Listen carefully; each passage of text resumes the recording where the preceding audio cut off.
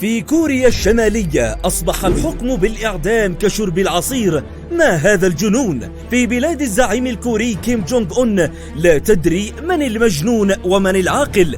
إذا شاهدت التلفاز ستعدم، وإذا تصفحت الإنترنت ستعدم، وإذا تأخرت عن عملك ولو لدقيقة واحدة فستعدم أيضا. وماذا أيضا؟ فالأشياء والحقوق البسيطة في العالم هي ليست كذلك في كوريا الشمالية، الدولة التي يعدم زعيمها حتى أقرباء لمجرد خطأ واحد. فما الجديد فيها؟ أو بالأحرى من الذي حكم عليه بالإعدام اليوم ولم يرتكب جريمة؟ تنفيذ الحكم بالإعدام بسبب مشاهدة مسلسل تلفزيوني وأحكام أخرى بالمؤبد والأشغال الشاقة. فما الذي حدث في كوريا الشمالية؟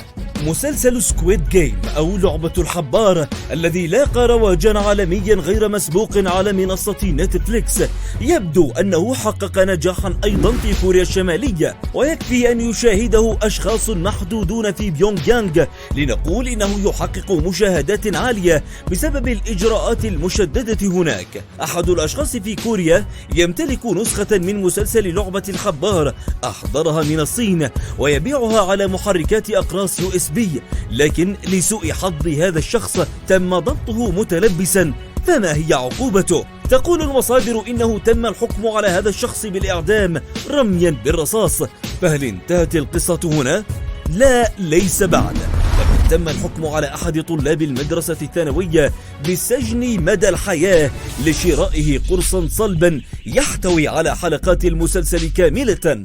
وفي مدارس أخرى متفرقة تم الحكم على 6 طلاب ضبطوا أثناء مشاهدة لعبة الحبار بالسجن لمدة 5 سنوات مع الأشغال الشاقة. كما عوقب المشرفون عليهم بالفصل من عملهم، بينهم معلمون ومدراء مدارس.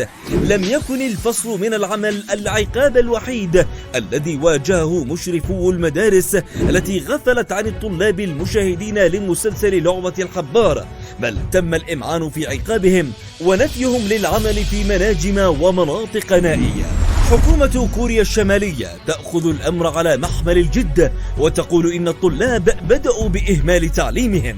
القانون في كوريا الشمالية دائما ضد وسائل الإعلام الأجنبية بكل أنواعها وأطيافها، وقد تم إصدار قانون مؤخرا لإبعاد الناس عن وسائل الإعلام الأجنبية، وتصل عقوبات المخالفين إلى الإعدام. وبذلك كانت هذه المرة الأولى التي تفرض عقوبة الإعدام على مشاهدة أو حفظ أو توزيع وسائل الإعلام من البلدان الرأسمالية، وخاصة من كوريا الجنوبية والولايات المتحدة. وكان هؤلاء 7 هم الضحية.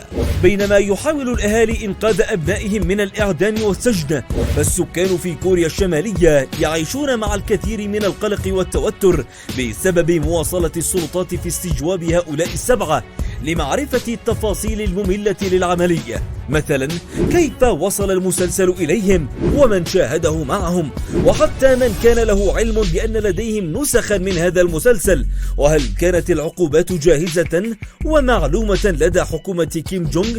إذن عن أي ظلم نتحدث؟ السكان في كوريا الشمالية يشتكون ويقولون بأن العالم غير عادل، فمتى تتحقق حرية شعب كيم جونغ؟